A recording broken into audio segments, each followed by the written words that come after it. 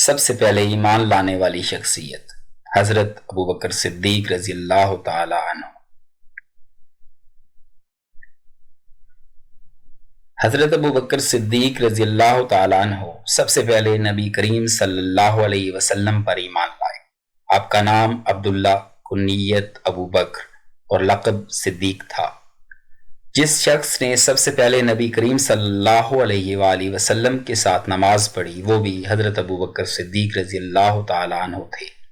میمون بن مہران سے کسی نے پوچھا کہ آپ کے نزدیک حضرت علی رضی اللہ تعالی عنہ افضل ہیں یا حضرت ابوبکر صدیق رضی اللہ تعالی عنہ؟ تو انہوں نے یہ سن کر سخت غصہ کیا اور فرمانے لگے کہ مجھے یہ معلوم نہ تھا کہ میں ان دونوں میں موازنہ کیے جانے کے وقت تک زندہ رہوں گا۔ ارے یہ دونوں اسلام کے لیے بمنزلہ سر کے تھے۔ مردوں میں سب سے پہلے حضرت ابوبکر صدیق رضی اللہ تعالی عنہ ایمان لائے اور لڑکوں میں سب سے پہلے حضرت علی رضی اللہ تعالی عنہ ایمان لائے۔ عورتوں میں سب سے پہلے حضرت خدیجۃ الکبریٰ رضی اللہ تعالی عنہا ایمان لائی تھی۔ آپ نے اپنا سب کچھ اسلام کے لیے وقف کر دیا۔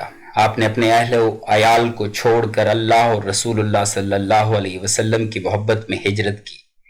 ہجرت کی رات غار میں رسول اللہ صلی اللہ علیہ وسلم کے ہمراہ تھے، جس کی وجہ سے یار غار کہلائے، اور اللہ نے قرآن کریم میں فرمایا اے حبیب اللہ تم دونوں کے ساتھ ہے۔ غزوات میں آپ کے ساتھ رہے۔ جنگ بدر میں آپ نے حضرت ابوبکر صدیق رضی اللہ تعالیٰ عنہ اور حضرت علی رضی اللہ تعالیٰ عنہ سے فرمایا کہ تم میں سے ایک کے ساتھ جبرائیل ہیں، دوسرے کے ساتھ میکائیل۔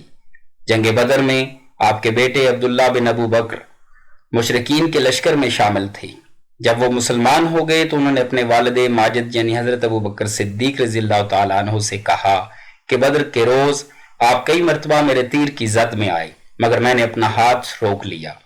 آپ رضی اللہ تعالیٰ عنہ نے فرمایا اگر مجھے ایسا موقع ملتا تو میں تجھے بغیر نشانہ بنائے نہ رہتا۔